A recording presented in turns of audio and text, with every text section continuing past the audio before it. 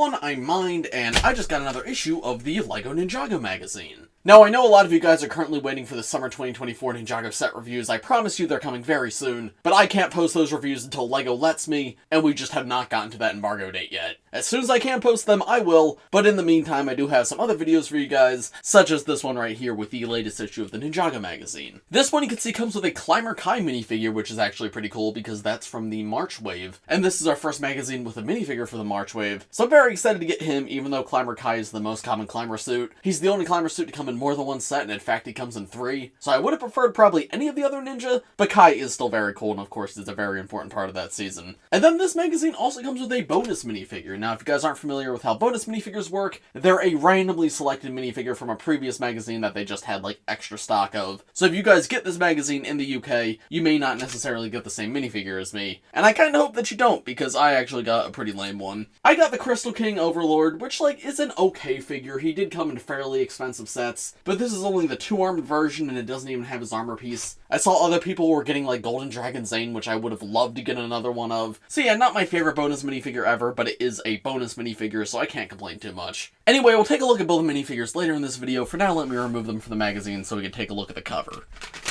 So here's the full cover. Unfortunately, I did tear some of it off with the tape. But you can see it says LEGO Toy Kai with a cool climbing kit and burning hot sword. I'm actually really excited for that sword build. It looks really cool. Packed with puzzles and fun games. The Ninja Need You, Ancient Knowledge. I'm curious to read that. Is this actually going to be like details about the show? Then we have an awesome comic which seems to feature a skeleton mech. I'm actually very excited to read that. Skeletons Go Wild. Who will win the bone-crushing mech battle? So without further ado, let's get this open and see what's inside.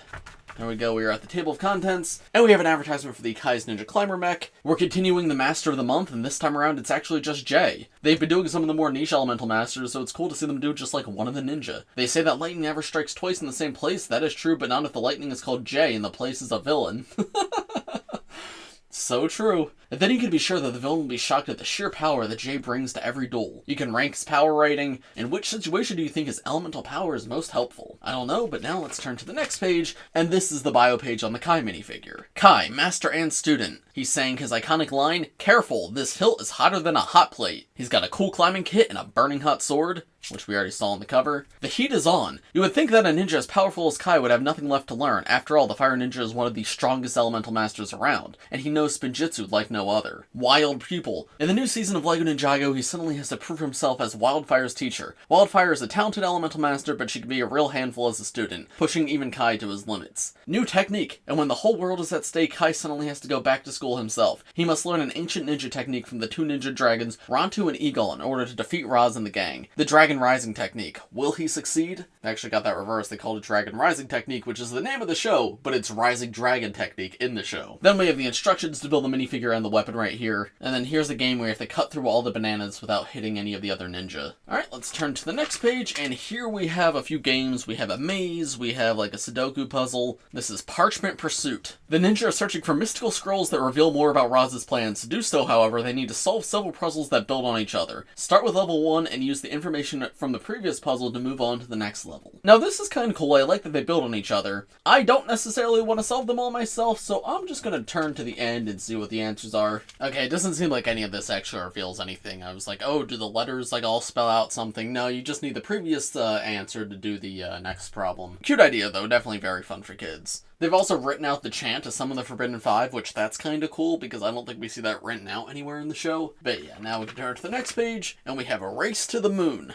This is a little dice rolling game where you put minifigures at the start and you have to collect all the weapons, get back to the moon. Whoever does that first wins. That's cute, I actually like that. I like how it's all on one page too. Then we have Brick by Brick. Dark forces have dismantled Sora's elemental tech mech. No! To make matters worse, she can't get her machine back into shape. Help her complete the 3 missions and restore the mech to its former glory, step by step. Oh, okay, so this they actually want you to have the set in hand. That's interesting. And you go through the instructions and figure out which of these steps is correct. That's new. I haven't seen them do that where you like need an extra set to be able to do the activity. I mean, I'm sure you could figure it out if you didn't. But yeah, this directly references the instructions, and I've never seen them do that before. They do advertise the sets, but they don't require you to have any of the sets to do the activities. I don't know how I feel about that. On one hand, it's cool. On the other hand, I don't know, it gives the magazine less value for kids who are just getting this and don't have any of the other stuff. But it's a neat concept, I suppose. And I guess theoretically you could look up the instructions online if you don't have the set. Anyway, now let's turn to the next page, and we are at the comic. So as always, I'm not going to read the entire comic to you guys, but feel free to pause the video and read it for yourself. And if I notice anything especially funny or interesting, I will stop and point it out to you. So this one is called Sand and Bones. And interesting, okay, it takes place in the middle of Dragon's Rising Season 2 Part 1. It's while Cole, Zane, and Bonzel are going through the desert. Jiro looks a little strange here. I mean, he looks cool, don't get me wrong, but he feels a little bit like, I don't know, the proportions just don't really match the show. He's much more bipedal in the show while he's on all fours here. Uh-oh, they get captured by skeletons because the skeletons think they've kidnapped Bonzel. So let's turn to the next page. Okay, apparently the skeletons are all confused because their settlement is like in the toxic gas, but they're trying to take the ninja and take their bones to make a giant bone mech, which you can see right here. That's actually kind of cool looking. I'd be interested in building that. Obviously that's not actual Lego parts, but it would be cool to sort of translate that into Lego.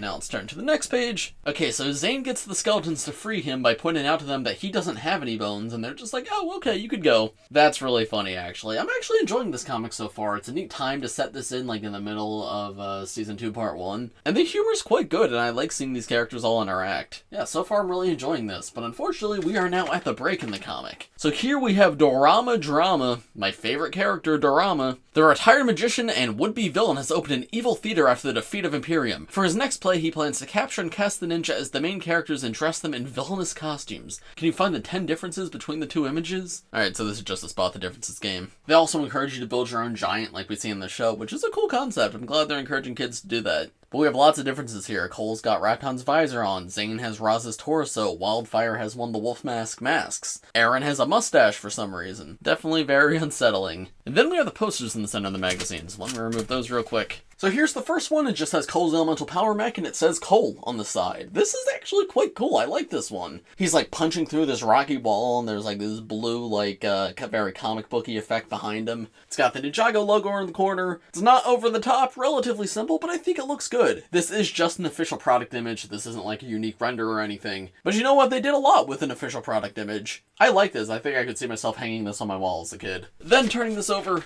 it just says Ninjago.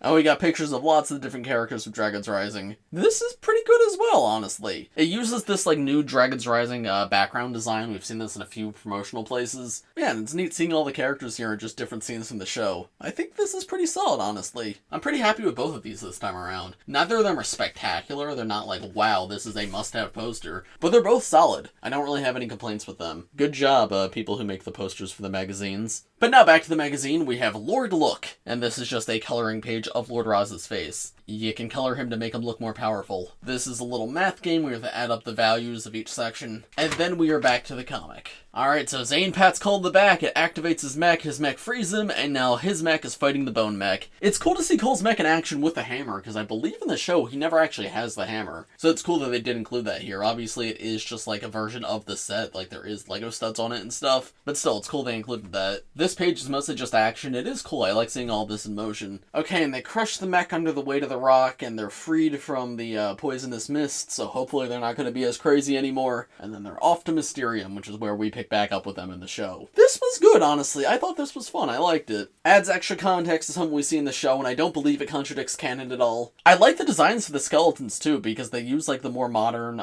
like, legacy Skulkin heads, but they're not just, like, generic skeletons. They did give them unique looks to sort of tie into Bonzel, even though Bonzel isn't technically a skeleton. They still give these guys a similar appearance to her. So yeah, I like this one a lot, genuinely. Quite a good comic. Very funny, too. I think the dialogue was written really well. The characters felt very in character. But now we are done with the comic, however, we're not done with the magazine just yet. So here we have the master plan. And this just looks to be going over Raz's plan from the show. Nothing new here that, like, we don't already know. They bring up the Forbidden Five, and it's cool to see this image that we saw in the show, but I don't have too much else to add here. Then turning to the next page, this is an advertisement for Kai's Ninja Climber Mech. I like this set, but I never have too much to say about the advertisements on these pages because I've already covered the sets. I do like that as of recent there is games incorporated on the advertisement pages, but it is largely just trying to, like, show off the set and saying, hey, you should buy this set. This is kind of funny. They try to provide some lore as to why Jay's in this set. Agent Jay Walker has been sent on a mission in the mountains. He is picking up the rubbish that the hikers have left lying around illegally. Help him by circling all the rubbish that you can find. That's pretty funny, because obviously Clemmer J is not in the show because Jay is not back on the team yet. So it's neat they gave like a reason why he's here. Turning to the next page, we have A Toast to the Ninja. This is a game where you have to like follow these arrows and see which ninja crosses the notes more. That's neat. I haven't seen one like that yet. Then we have an advertisement for the LEGO City magazine. And then finally, turning to the last page, we have an advertisement for next month's magazine, which is going to come with a Climber Lloyd minifigure. Now that one is actually very exciting because Climber Lloyd only comes in like the big $120 set from the March wave. And obviously Lloyd is the main character of the show, so this is a very important character to get. So getting him in like a $5 to $10 magazine is significantly cheaper than getting him in a huge $120 set. So definitely really looking forward to this one. This is the most excited I've been for a magazine promo in a while. And then finally for the magazine, on the very end, we have some postcards that you can cut out and send. And here's a look at them on the other side. We have Fire is red, water is blue, let's get together and make Spinjitzu. I don't know how to feel about that one. It's like, it's a funny, like, little poem thing.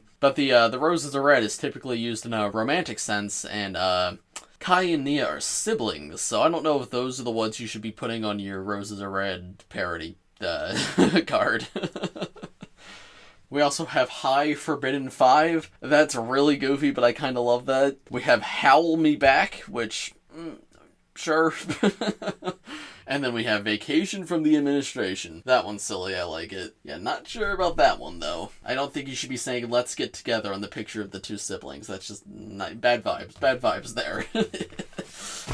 But overall, this was a pretty good magazine. I like the posters, I like the comics a lot, and the promo is pretty good, so let's actually take a closer look at those promos, and then I'll give you my overall thoughts on everything at the end of this video. So here are the two minifigures that came with this magazine all built up. I'm going to start with Climber Kai because he's the minifigure that if you buy this magazine you will definitely get, because as I mentioned, the Crystal King is a bonus minifigure, so if you buy this you may get him or you may get a different minifigure. With Climber Kai though, the first thing I want to talk about is the accessory, because wow, this is super cool. One of my favorite magazine accessories we've ever gotten. The accessories are one of my favorite parts of the magazines just because they're always so different and out there compared to the accessories that we get in sets. But this one is really, really cool. They use, like, I think this is a candle piece? I actually don't know where this piece originates, but it's, like, T-shaped with holes on the end. And that makes a really, really cool looking sword hilt, especially with the fire pieces coming out of it. But then they just attach a standard golden katana at the top, and this just looks amazing, and it fits Kai perfectly. It's a little bit oversized, maybe, but that's perfectly okay. Lego's a toy. I'm perfectly fine with the weapon being oversized. This looks genuinely awesome, and is easily my favorite part of this figure. But if you don't like the big, over-the-top weapons, you do also get normal katanas with this figure, and you can see they slot into the armor around the back. And then the minifigure itself is good to get. As I mentioned, he is the most common of the climber suits, however, the climber suits themselves aren't super common. If you're not buying a 4+ set, the cheapest set you can get this guy in is $70, and even with the 4+, that's what, $35 or $45? So this is still easily the cheapest way to get this minifigure, and Kai is obviously a very important character in Ninjago in general, but also specifically Ninjago Dragons Rising Season 2 Part 1. So this is a suit that I'm sure a lot of people will want, so it's really nice to get him here in a magazine.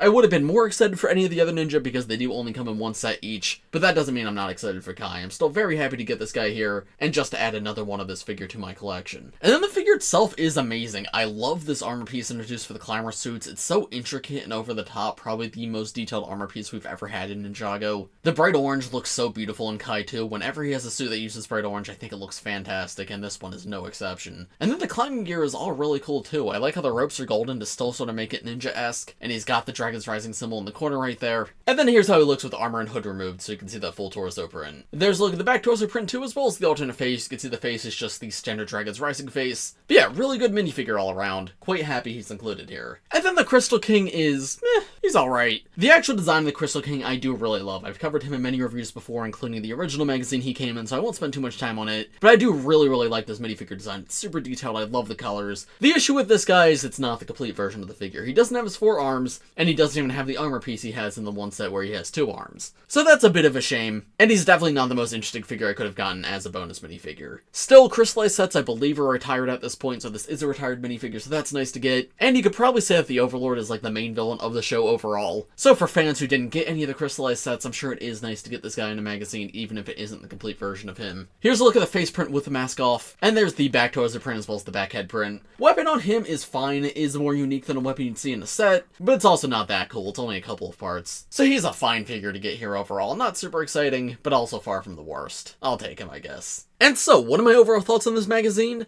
This is one of the best in a while, honestly. I like this one all around. The games were really creative, the posters were quite good, the comic was a ton of fun, and most importantly, the minifigure's great. Now, this minifigure is going to be beaten by next month's minifigure, which is even better, but as an all-in-one package, this is fantastic. Obviously, minifigure's the most important thing, so if you already have Climber Kai, you might not need this one, but if you live in a country where these magazines are available and you don't have Climber Kai yet, absolutely I'd recommend you pick this one up. Especially if you're in the UK and you get the English magazine, because I believe only the English magazines come with a bonus minifigure. But yeah, if you can get this new version of Kai and a bonus minifigure, that is a fantastic deal, and I highly, highly recommend this one. If you guys did get this magazine, let me know in the comments, what was your bonus minifigure? I know Golden Dragon Zane was on some of them, and I'm really jealous of that, but let me know, did you guys get something better than the Crystal King, or worse than the Crystal King? And as for this video, I think that's about all I got to say. As I mentioned at the beginning, yes, reviews of the summer sets will be coming very soon. As soon as I can post them, I will. If you enjoyed this video, make sure to leave a like on it, subscribe to my channel if you're new, and I will see you all in the next one. Bye!